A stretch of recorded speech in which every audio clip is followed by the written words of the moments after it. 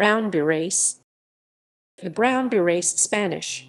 Los Boinas Cafés are a pro-Chicano organization that emerged during the Chicano movement in the late 1960s, co-founded by David Sanchez and Carlos Montes, and remains active to the present day.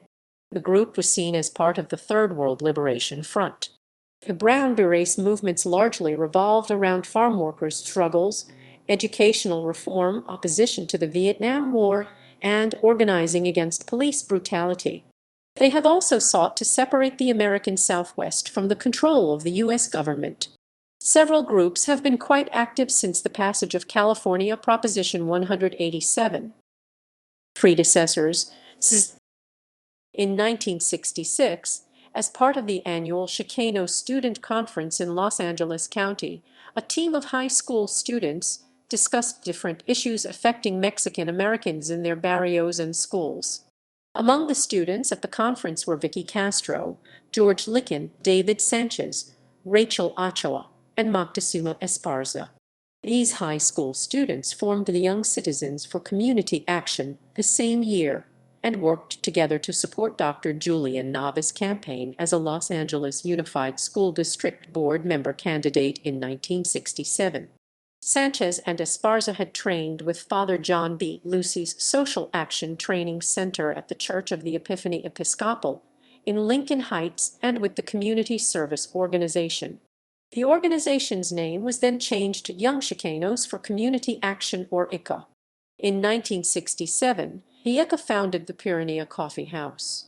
In September 1967, Sal Castro, a Korean War veteran and teacher at Lincoln High School, met with the ICA at the Pyrenea Coffee House. The group decided to wear brown berets as a symbol of unity and resistance against discrimination. As a result, the organization gained the name Brown Berets.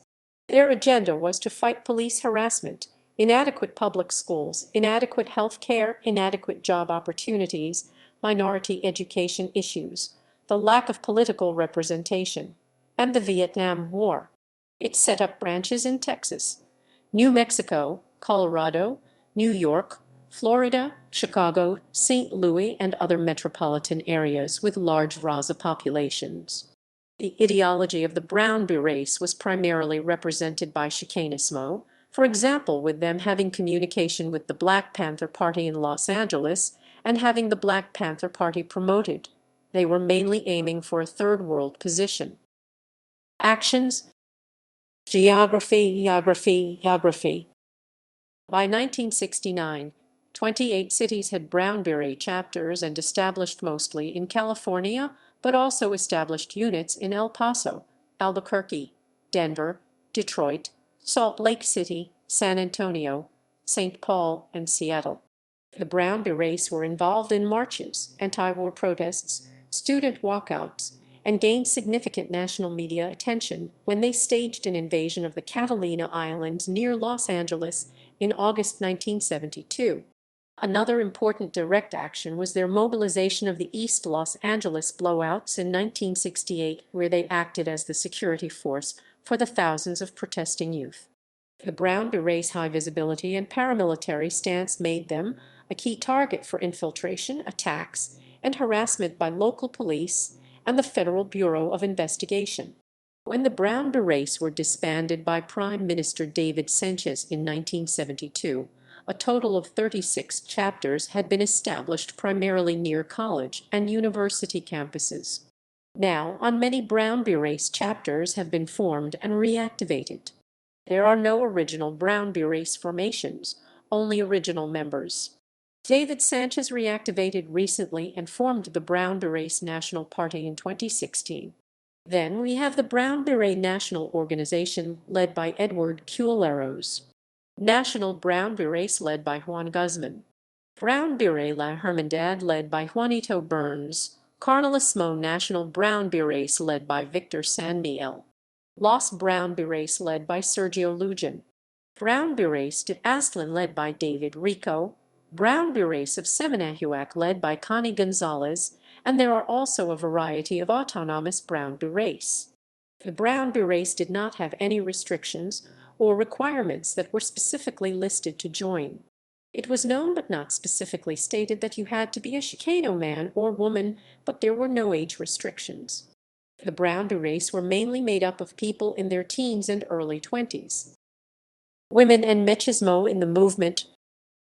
As with the Black Panthers, there is a common misconception that the Brown Berets was an entirely male organization.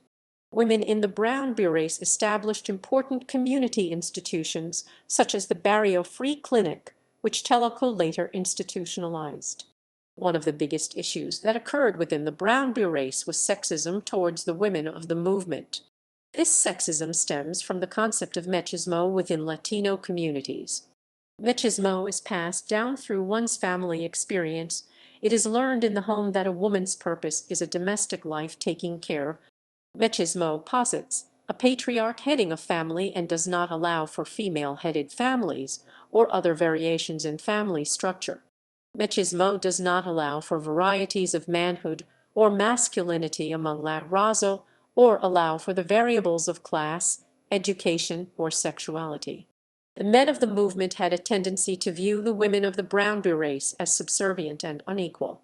The women of the party felt as if the men did not trust them with positions of leadership, which resulted in the women being relegated to clerical duties or other tasks traditionally seen as women's work. Gloria Arlanes recalls an incident where a top leader physically assaulted one of the women members by slapping her.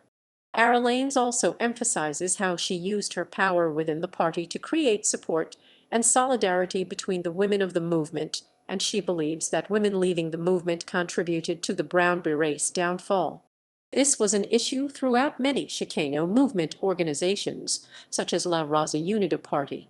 In this case, women ended up doing all of the logistical work and became the backbone of organizing the party while men stuck to other tasks like holding discussions and taking action.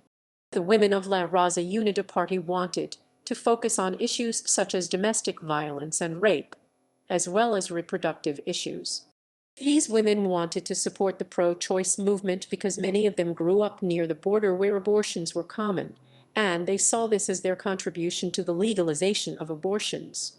However, the men of the organization did not see these issues as important enough to focus on because they primarily impacted women. Despite the large extent of sexism, the Chicano movement in the Brown Berets did empower women in the beginning. It allowed anger towards the U.S. government to be expressed in a way that could make a positive change. For example, many Mexican female activists took pride in their political agenda and felt it linked each organization together because of their shared common history of the working class and activism. The movement brought out people such as Viola Coria, who was a poet/activist during the time. Her bilingual poem titled La Nueva Chicana had such a grand impact on the movement. She recites, "Hey/see that lady protesting against injustice/is my mama/that girl in the brown beret/the one teaching the children/she's my hermana/over there fasting with the migrants/is my taya." The poem allowed activists to prioritize their cultural revolution and empowered the women of the movement. Although the role of women played a vital role in illustrating the success of the Brown Berets, in the end the demise of the movement can be attributed to the oppression of racism, sexism, and classism that was highly prevalent during the 70s. Activity in other regions. The Brown Berets set up the Benito Juarez Health Clinic BJHC in Chicago in 1972. This was a health clinic that provided free medical care to everyone in the Chicago area. Working in conjunction with Cook County Hospital and other major hospitals in the Chicago area, BJHC served the needs of the uninsured and those with no ability to pay for health care services. It was located at 1831 S. Racine in the Cosset Astlin Center, the community building located on the south side of Chicago, just outside downtown Chicago. The center director was Ms. Dorothy Cutler. The Brown Berets also fought on public education issues. The organization occupied a middle high school called Froebel Middle Ninth Grade School. The Brown Berets, alongside families, community members, and students, took over the school for a full day. At the end of the day, The Chicago police arrived to remove people from the occupied school. That evening, a riot broke out in which many rioters and one policeman was injured as the police was trying to disperse the crowd. 6 police cars were also destroyed. The community wanted a school built in their community, and in 1979 a school was built in the Pilsen community, now called the Benito Juarez High School.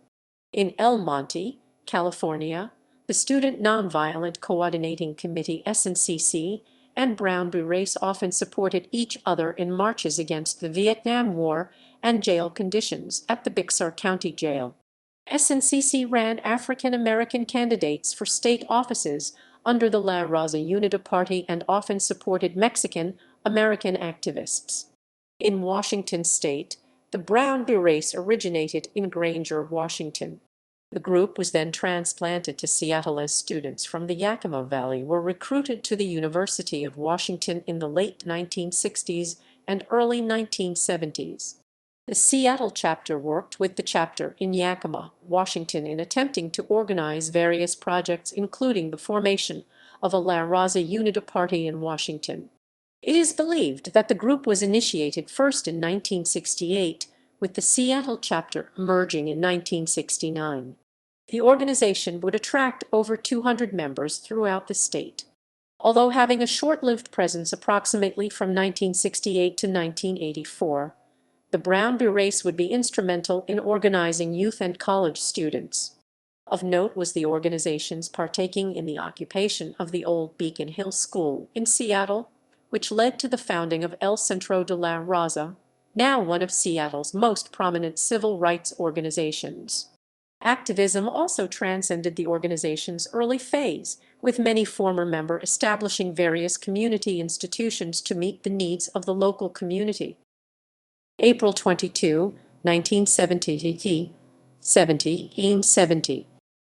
The San Diego Brown Berets, now known as the National Brown Berets de Aztlán, took over a piece of land in Logan Heights that was supposed to be a highway patrol substation. That piece of land under the Coronado Bridge is now known as Chicano Park. November 1, 1972.